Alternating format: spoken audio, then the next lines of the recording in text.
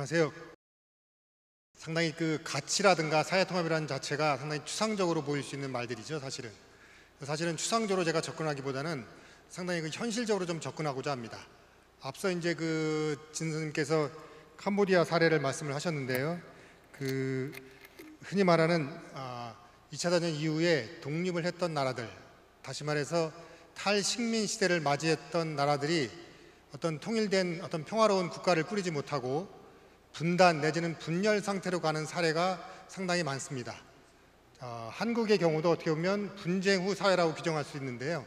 그런 측면에서 우리가 과거에 또는 현재 진행형인 실제 벌어지고 있는 현실을 토대로 우리가 신앙 통일을 위해서 제안할 가치가 무엇인지 그걸 한번 도출해보고 그걸 통해서 사회통합을 위한 결국 가치가 될 텐데 그걸 위해서 천주연합이 뭘 했으면 좋은지를 간략하게나마 제가 좀 제언을 드리고자 합니다. 이 PPT 페이지 수는 상당히 많은데요. 저한테 주어진 시간이 있기 때문에 중요한 측면만 뽑아서 말씀을 드리는 걸로 하겠습니다.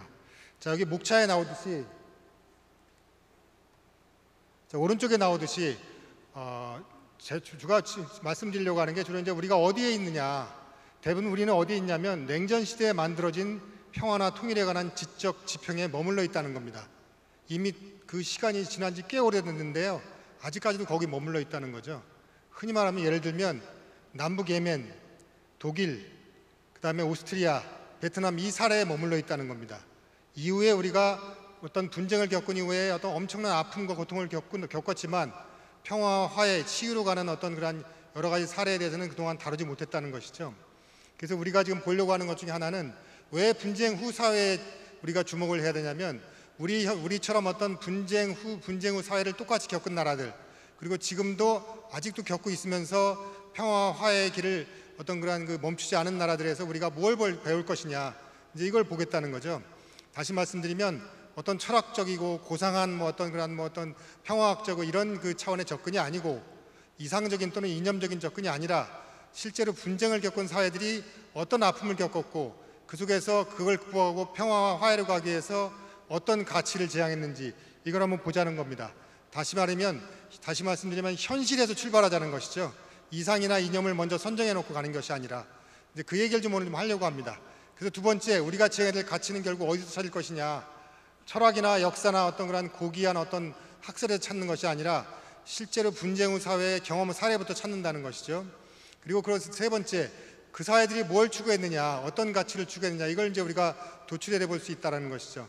그런 측면에서 보면 공생, 공영, 공유 가치와 분쟁 후 사회가 제하는 가치가 어떤 관계를 갖고 있는지 규명할 수 있을 것이고 물론 시한적이긴 하지만 그런 걸 규명할 수 있을 것이고 끝으로 그런 가치 실현을 위해서 즉 사회통합을 위한 가치 실현을 위해서 UPF 또는 천주연합이 뭘 했으면 좋겠는지를 제가 어떤 간략하게나마 제안을 드리고자 합니다. 자, 오른쪽에 보시듯이 우리가 그 지평이 냉전시대의 지식에 머물러 있다는 것이 바로 이거 첫 번째 질문이 증명합니다. 한반도는 세계 유일의 분단국이다라는 말은 사실적으로 통하지가 않는 말이고요. 문장상으로도 비문입니다. 문장이 아닙니다. 저게 잘못된 문장이죠. 초등학교에서 저렇게 가르치지는 않습니다. 근데 어쨌든 우리는 그런 시대에 머물러 있다는 거죠. 또 하나 우리가 봐야 될 건 엄청난 분단 사례가 많다는 것입니다. 그 분단 사례가 많은 속에서도 급작스럽게 또는 이상적으로 또는 어떤 그런 그 억지로 통일을 이루기보다는 분단 속에서도 서로 대화, 교류, 협력을 통해서 평화롭게 영위해가는 나라들도 많다는 것입니다. 지구촌에요. 바로 이제 저 중미 체제에 있는 이런 아프리카 통합 체제도 마찬가지고, 그다음에 우리와 유사한 분단국이었지만 다시 말씀드리면 탈식민지 이후에 분단국으로 형성됐던 그래서 남쪽과 북쪽의 키프로스 분단되어 있는 나라가 있습니다. 우리처럼 DMZ가 존재하죠. 그러나 2022년 기준을 볼 때 9개 통로를 통해서 자유롭게 교류 협력하고 있습니다. 지구촌 유일의 분단국 수도를 갖고 있는 나라 이게 바로 키프로스입니다. 자, 그 외에 이제 여러 가지 있을 수 있겠죠. 독일 방식 좋습니다. 그것은 하나의 우리가 통일이나 평화를 볼 수 있는 하나의 렌즈일 수 있다. 절대적인 렌즈가 될 수는 없다는 것이죠. 이게 그런 측면에서 우리가 한번 고려해 볼 필요가 있다는 차원을 말씀드리고요.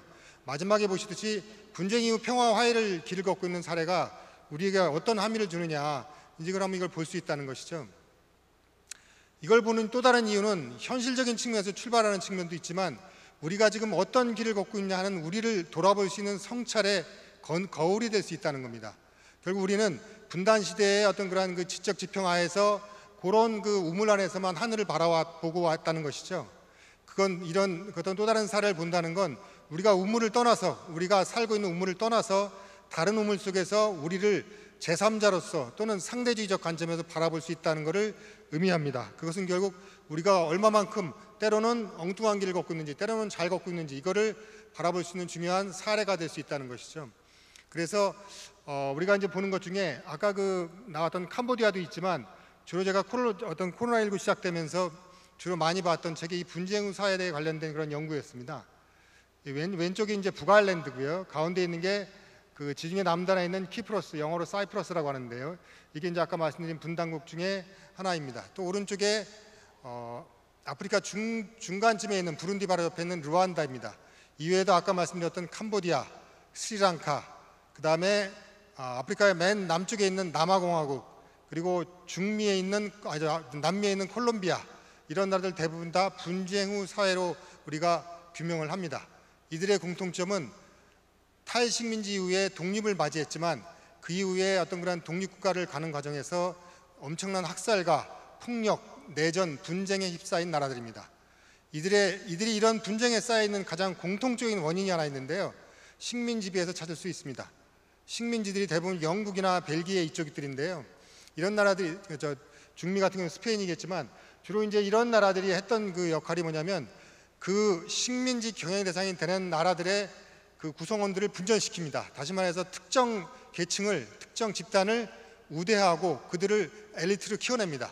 그리고 이들이 결국 엘리트를 커짐으로써 그 식민지 국가를 통치할 수 있는 중간 관료화시키는 거죠. 결국 내부적으로는 민족 분열이 발생하지만 이들이 결국 우대를 받으면서 식민 통치를 하고 있는 겁니다. 즉 제국주의 국가의 어떤 지시에 따라서 하고 있는 것이죠. 그러다가 2차 대전 후에 독립을 맞이하잖아요. 그러다 보니까 그 반대 세력이었던 또는 어떤 불평등을 받았던, 탄압을 받았던 집단들이 가만히 안 있겠죠. 이들이 들고 일어납니다. 여기서부터 이제 학살과 분쟁과 내전이 시작됩니다. 바로 이런 측면에서 결국 이들이 분쟁과 내전을 겪은 가장 큰 뿌리는 어디에 있냐면 식민지였다는 겁니다. 이런 면에서 보면 우리가 남북한의 분단을 식민지에서 일제 식민지에서 찾는다는 것도 무조건 가정이 아니라, 역사적인 가정이 아니라 나름대로 가장 결정적인 이유는 아니지만 중요한 원인 중에 하나였다는 것을 우리가 도출할 수 있다는 것이죠. 그런 면에서 우리가 하나 볼 수 있는데요. 근데 이렇게 어떤 내전이나 어떤 그러한 그 학살, 제노사이드, 이러한 그 상황 속에서 나왔던 것 중에 하나가 아까 말씀드린 식민지 유산이 가장 공통적인 특징이고요. 또 하나는 심지어 이들이 어떤 역할까지 하냐면 그 나라의 토족 부족들의 어떤 그러한 그 이 신화까지 바꿔버립니다. 이 나라가 이제 루안다인 나라인데요. 저기 세 개의 계층이 나오죠. 세 개의 부족이 나옵니다. 왼쪽 여기는 뭐 오른쪽이겠죠. 저기 투치님, 후투님 이렇게 나오는데요. 이 투치가 사실 소수민족입니다. 후투가 다수민족이거든요. 근데 이제 벨기에가 들어오면서 이 투치한테 막강한 권력을 주고 이들을 키우기 시작합니다. 결국 이들이 특권을 누리고 식민 지배를 어떤 정당화시키면서 기득권을 갖게 되죠. 그러다가 이제 그 독립을 하면서 이 다수적인 후투족이 들고 일어나기 시작합니다. 그래서 거기서 이제 내전이 시작되는 거죠. 이게 여기서 증오와 학살, 보복이 막 자행이 되기 시작합니다. 대부분의 나라들이 그런 과정을 밟죠. Yes.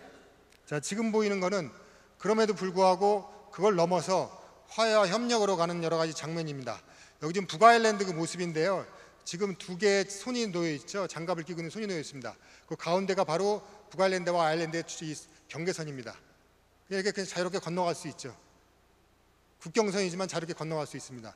그러면서 통일하지 않고 어떤 독립된 상태에서 개별 국가를 유지하면서 평화로운 상태 속에서 화해와 번영을 추구하고 있다라는 것이죠. 여기 소위 말하는 이제 평화의 벽도 존재하고요. 그다음에 이제 또 하나 이제 이 나라의 교육적 노력 중에 하나는 북아일랜드 같은 경우는 특이하게 종교가 결부되어 있습니다. 구교와 신교가 어떤 그러한 영국과의 통합을 원하는 그 집단과 또는 영국으로부터 독립을 원하는 집단 간의 어떤 이런 교차적인 어떤 그 연결 속에서 종교가 큰 역할을 하게 되는 것이죠. 그래서 구교의 자녀와 신교의 자녀가 절대로 같은 학교에 다닐 수가 없었습니다. 왜냐하면 서로 전쟁을 치렀기 때문에 절대로 같은 학교에 보낼 리가 없겠죠. 그런데 그 당시 피해 일요일 날 당시에 피해를 당했던 학부모가 자기 아이가 죽었는데요. 그 학부모가 그 몇몇이 모여서 학교를 설립합니다. 대안학교를 설립하죠. 그게 최초의 학교가 라간 칼리지라는 학교입니다. 북아일랜드에 설립된 학교인데요. 이 학교가 뭐냐면 신교 아이와 구교 아이가 같이 교실에서 공부하는 학교입니다. 아주 혁신적이었죠. 그래서 서로 어렸을 때부터 다름을 인정하고 평화롭게 공존할 수 있는 이런 평화 심성을 키워주는 겁니다. 그렇게 되면 우리와 같은 기성세대와 같은 엄청난 고난과 비평화적인 어떤 고통을 당하지 않을 것이다 라는 전자에서 자기들이 돈을 십시일반 모아서 대안학교를 만들었고, 그것이 나중에 알려지고 성과가 알려지면서 공부도 잘했거든요, 이들이. 그러면서 이제 국가 지원을 받게 되죠. 더군다나 이게 나중에 이제 공유교육이라는 이런 쪽으로 또 발전을 하기 시작합니다. 이게 과연 우리한테 주는 의미는 뭘까라고 한번 생각해 볼 필요가 있는 것이죠. 또 하나 아까 키프로스 말씀드렸는데요. 이게 바로 검문소입니다. 검문소 바로 이제 우리처럼 여권 내면 바로 도장 받고 바로 이제 북키프로스, 남키프로스 가게 돼 있는 거죠. 이게 이렇게 자유롭게 가는 길입니다. 여기 영상이 하나 들어가 있는데 시간상 제가 생략하기로 하겠습니다. 또 하나 이제 그 분단된 수도 키프로스 내에서 평화교육을 하기도 하고, 또 오른쪽 하단에 보시면 남북 키프로스인들이 모여서 상처를 당한 사람들이거든요. 과거의 어떤 그 전쟁 때문에 이들이 모여서 음악을 통해서 치유하는 과정을 보여줍니다. 결국 음악을 통한 화해와 치유 과정을 밟고 있는 것이죠. 오른쪽 상단에는 유해 발굴입니다. 발굴해서 남들을 그들에게 부모에게 갖다 드리고 식구 가족에게 갖다 주고 심지어 장례식까지 치러주고 이후에 어떤 치유 과정까지 지원을 해줍니다. 이런 어떤 활동을 하고 있는 것이죠. 결국 이게 화해와 어떤 변형으로 가는 길입니다.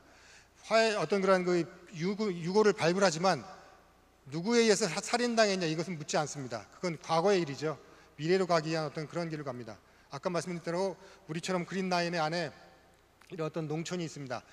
아주 특이할 만한 점은 이런 그 북키프로스인과 남키프로스인이 서로 전쟁을 치렀음에도 불구하고 같은 하나의 마을에서 같이 농사 짓는 마을도 있습니다. 제가 알기로 총 6개 마을로 기억하고 있는데 그 중에 한 마을에는 남북키프로스인들이 같이 농사를 짓고 있습니다. 그야말로 우리식으로 말하면 그 DMZ에서 남북 어떤 그런 공동체 구성원들이 농사를 짓는 것을 연상해 볼 수 있는 그런 상황이겠죠. 자, 아까 말씀드린 루안다입니다. 엄청난 그 학살이 이루어지는 곳인데요. 흔히 말해 TRC라고 하죠. 진실과 화해연이라고 합니다. 이걸 통해서 이제 이 과거를 캐어내서 증오와 보복의 대상으로 삼기보다는 미래를 위해서 어떤 그러한 그 망각과 또는 용서와 회복으로 가는 길입니다. 이게 소위 회복적 정인데요. 거기 나와 있듯이 내 아들은 돌아오지 않지만 참여하는 당신을 용서합니다라는 문장이 나와 있듯이 원래 이제 가장 그 훌륭한 샘플은 남아공에서 시작되죠. 그러니까 이 투투라는 주교가 그 진실과 화해연의 위원장을 맡게 됩니다. 그분이 추구했던 바는 화해와 용서였습니다. 보복과 처벌이 아니라 화해와 용서였죠. 그러니까 어떤 국제정치학이나 어떤 사회학에서는 상당히 비판을 가했었죠. 처벌도 안 됐고 어떤 그런 매듭도 잘 안 됐다고 그러는데 이게 사실은 어떤 종교적인 차원에서 화해를 지향했기 때문에 궁극적으로 무엇이 필요했느냐, 결국 평화를 완성은 화해로부터 시작된다 그러거든요. 이게 평화를 매듭짓는 건 화해다, 처벌이 아니고 이런 점에서 이분이 추구했던 그런 고상한 어떤 의미를 생각해 보면 절대로 어떤 그런 의미가 폄하되지 않을 것입니다. 어쨌든 TRC를 통해서 많은 어떤 그런 그 화해와 용서를 지향하게 되는 모습을 보게 됩니다. 또 하나 이제 각각의 어떤 평화 교육이죠. 어떤 그런 그 시민단체 중심으로 해서 평화 교육이 이루어지는 모습입니다. 자, 이들이 추구했던 가치가 무엇이냐 보면 이제 공생공영 가치와 같이 연결시켜 볼 수 있을 것이다. 이게 그래서 이렇게 볼 수 있을 것 같습니다. 말도 안 되느라고 하실지 모르겠지만 저는 아무래도 이렇게 보면서 이렇게 연결될 수 있겠다는 생각이 들어서 한번 연결을 시켜봤고요. 자, 지금부터 보는 건 이런 분쟁 후 사회가 추구했던 가치들을 우리가 어떤 그런 프레임워크로 준거로 삼아서 우리가 무엇을 준비하면 사회 통합에 기여할 수 있느냐 이걸 한번 보려고 합니다. 우리가 뭐 할 때 그 우리가라는 것은 주어는 결국은 천주연합이 되겠죠. 자, 아까 말씀드린 여러 가지 어떤 가치를 어떻게 실현할 것이냐 타원에서 첫 번째 나오는 게 이제 정의, 회복적 정의죠. 미래적 정체성, 화해, 치유의 어떤 가치입니다. 이거를 위해서 뭘 할 것이냐, 최빈국 대상, 구호나 교육에 한번 투입을 해보자. 우리가 이미 해오고 있지 않냐라고 하지만 그 정도의 그 차원이 아니고요. 지금 말씀드린 EISC라는 게 있습니다. 교육이 무너졌거든요. 이 분쟁 후 사회들이. 그러니까 우리가 가서 거기에 역할을 해줄 수 있다는 것이죠. 이게 특히나 이제 대부분 교육은 평화에 도움이 되기도 하지만 분쟁 후 사회가 평화로 가기 이전에 엄청난 폭력을 겪게 되는 이유 중에 하나는 교육이 폭력을 조장해 버리는 겁니다. 이게 어떤 정체성을 키워주는 거죠. 그래가지고 저쪽이 없어져야만 온전한 어떤 우리가 하나가 될 수 있다는 사고를 갖고 있는 것이죠. 저쪽이 없어져야만 결국 다 완전히 어떤 그냥 없애버리려고 하는 대량 학살이 발생하는 것이죠. 이게 그래서 그런 배타적 정체성에서 벗어나서 보다 미래적 정체성을 키워낼 수 있는 교육, 어떤 치유, 이것이 같이 할 수 있는 교육을 우리가 한번 추진해 봐야 된다. 이것을 어떻게 추진할 것이냐. 여러분 이거 하시잖아요. 썸밋. 여기에 전 정상도 있고 현 정상도 있죠. 이분들이 있는 나라에 가서 하시면 됩니다. 이분들하고 대화해서 이분들한테 중요한 어떤 그러한 이 담당자가 있을 겁니다. 이 교육 지원할 수 있는 건 우리 식으로 말하면 교육부 장관을 같이 연결해서 만나서 프로그램을 운영해서 하시면 됩니다. 그러면 그동안 여러분들이 어떤 그러한 어떤 이 선언에 그치지 않고 보다 그 사회의 평화를 위해서, 지구촌 평화를 위해서, 소위 말하는 적극적 평화를 위해서 노력하는 계기가 될 수 있다는 것이죠. 또 하나 이제 마찬가지 관련해서 이걸 한번 수립하자는 거죠. 학교를 수립한 경우는 있었지만 그대로 어떤 평화교육을 운영한 경우는 없죠. 여기에 평화교육뿐만 아니라 그들에게 필요한 어떤 기술교육도 하고 동시에 한국어 교육도 하라는 거죠. 한국 기업에 취직하기를 상당히 선호합니다. 한류가 이루어지기 전에 이미 한국 기업이 먼저 들어가 있었죠. 그것을 한류가 많이 도움을 줬었는데 대부분의 이런 분쟁 후 사회의 구성원들이 이런 어떤 그런 한국어를 상당히 배우고 싶어 합니다. 그래서 한국 기업에 취직하고 싶어 하죠. 캄보디아 사례를 들면요, 공립학교 교사보다 아파트 관리인이 더 비싼 월급을 받습니다. 국제 어떤 인터내셔널 스쿨은 엄청난 학원인데요, 여기는 엄청난 어떤 3-4배의 어떤 그런 급여를 받습니다. 교사 월급이 상당히 작습니다. 이게 이제 우리가 가서 이런 어떤 그런 한국어 교육이라든가 평화 교육을 같이 할 수 있다면 그것이 결국 오랫동안 여러분들이 하는 활동에 지속적으로 남을 수 있는 활동입니다. 그냥 학교만 짓고 나와가지고는 그냥 단기적으로 끝나버리는 것이죠. 선언하고 같이 회의하고 끝나면 또 그것도 끝나버립니다. 그게 아니라 이렇게 연결시켜서 했으면 하는 말씀을 드리고요. 그다음에 이제 종교가 강한 부분이 이런 부분입니다. 주로 우리가 신학대학에서 그걸 많이 하는데요, 화해와 용서 쪽에 엄청나게 강점을 가집니다. 그래서 통일교육 쪽에 요즘에 이런 쪽에 프로그램을 가지고 들어오기도 합니다. 신학대학에서 통일교육센터를 가겠다고 발표하는 경우도 제가 본 적이 있습니다. 자, 우리가 6.25 관련 사진인데요, 우리가 주로 일반적으로 우리 자라는 세대가 배우는 내용들은 대부분 다 분단서사입니다. 미래가 없고 다 과거의 이야기입니다. 과거를 돌아보면 우리는 전쟁을 치른 수밖에 없었고, 과거를 돌아보면 6.25를 치렀고, 일제식민지를 겪었고, 임진왜란을 겪었고, 몽고 침입을 받았습니다. 과거의 정체성을 놓으면 우리는 앞으로 나가지 못한다는 것이죠. 마찬가지로 통일교육이나 평화교육에서도 분단서사를 넘어서 평화나 화해서사로 넘어가야 한다는 것입니다. 여러분들이 그걸 주도하셨으면 하는 말씀드립니다. 전라도 영암의 구린마을에 가면 정말 서로 죽이고 살리던 그 마을이었는데 거기가 화해로 넘어간 사례가 있습니다. 또 제주도에 가면 이게 영무원이라는 곳인데요, 여기가 서로 밤이면 낮이면, 밤에는 빨치산이, 낮에는 국군이, 경찰이 어떤 그런 서로 살상을 저지른 곳입니다. 서로 보복과 복수를 저질렀죠. 증오와 어떤 학살이 남아있는 곳입니다. 그런데 그거를 이쪽 지도자들이 다 모여서, 구성원들이 모여서 서로 합의를 내립니다. 그래서 앞으로 우리가 더 이상 이걸 묻지 말자, 미래로 가자. 그런 차에서 여기에 여러 돌아가신 영령들을 다 모시고 거기에 화해 위령제를 지냅니다. 이게 우리나라에 살아있는 2가지 대표적인 화해 서사입니다. 이거 말고도 많을 겁니다. 그동안 우리는 자라는 세대에게 너무 분단서사만을 가르쳤습니다. 희망이 없죠. 통일교육을 하는데 희망이 없어요. 그런 건 우리가 좀 벗어날 필요가 있다는 거죠. 이런 차원에서 여러분들이 한번 이쪽으로 한번 추진해봤으면 좋겠다는 말씀드리고요. 또 하나, 화단에 나와 있듯이 자기완결적이나 절대적인 것을 간주하지 말고 현실에 구현될 수 있는 것을 좀 추구해라. 그래서 포용, 정의, 화해, 평화문화와 공생, 공영, 공의가 현실에 구체화될 수 있는 이걸 좀 만들었으면 좋겠다. 소위 말하는 철학적, 가치론적 연구를 했으면 좋겠다는 말씀을 드리고요. 왜 이게 뒷받침 될 수 있냐면, 여러분들 융합적 연구나 통합적 연구 얘기하잖아요. 아까 나왔듯이 이거 만들었잖아요. 여기에 다양한 학자들이 있잖아요. 그러면 여러 가지 연구를 할 수 있는데 우리나라 남남 갈등 극복에 관한 연구도 제대로 안 돼 있습니다. 수많은 연구가 있었지만 대부분 다 개별 학문적 접근이었습니다. 심지어 의학적 접근까지 있었습니다. 그러나 해결될 어떤 그런 기여한 바가 없었죠. 왜 그러냐면 통합적 접근이 못 되고 있던 겁니다. 이게 심리학적 접근, 의학적 접근, 정치학적 접근, 사회학적 접근, 이게 다 같이 들어가 있어야 되는 거죠. 문화인리학적 접근 같이 되어 있었는데 그게 안 되고 있다는 거죠. 근데 여러분들은 이런 자리를 만들고 이런 공간을 가지고 있고 이런 인적 구성을 갖고 있습니다. 그럼 여러분들이 이걸 만들어낼 수 있다는 것이죠. 나아가서 이걸 여러분들이 한번 기여를 해보시기 바랍니다. 자, 또 하나 이제 많은 통일교육, 평화교육 하는데요. 이게 바로 이제 나와 있는 게 지금 소위 말하는 아까 부관련된 사례입니다. 공유교육, 통합교육인데요. 즉 서로 다른 아이들끼리 모여서 교육을 받도록 하는 것입니다. 서로 적이었는데요, 원래 경쟁 상대이자 적이었어요. 근데 이들이 이제 같이 교육을 하는 그런 방식이었죠. 아까 말씀드린 라간 칼레지입니다. 제 시간이 얼마 남지 않았습니다. 대부분 우리 교사들 중에서 이렇게 해외 연구를 통해서 자기들이 프로그램을 만드는 경우가 있습니다. 제가 근 25년 동안 통일교육, 사회통일교육이나 학교통일교육을 자의반, 타의반으로 계속 봐왔는데요. 그동안 발전이 없습니다. 대부분 다 테크닉만 서로 베끼고 있습니다. 다 보면 베끼고 있습니다. 발전이 없습니다. 이게 또 잘못 알고 막 하는 경우도 있고요. 그러니까 이렇게 어떤 그런 공유학교 자체를 이 사람은 실제로 북아일랜드까지 갔다 왔습니다. 그래서 거기 그것도 실제도 보고 이론적인 연구도 하고 남대로 자기가 프로그램을 짜서 서울예고에서 운영했던 사람입니다. 이런 경우가 상당히 드뭅니다. 요즘 보면 그냥 테크닉만 이어받는 경우가 많죠. 자, 여기 소위 말하는 이해인기 정의교육이나 이런 게 여러 가지 많이 있습니다. 자, 이런 건 하지 마세요. 무슨 뭐 음식 체험 이런 거는 크게 도움이 되지 않습니다. 자, 제가 어린 왕자에서 좀 따온 얘기인데요. 멀리 보셔야 됩니다. 이번 건을 하고 사업 실적을 높이는 게 아니라 멀리 보셔야 된다. 그리고 눈에 보이지 않는 것을 중요시해야 된다.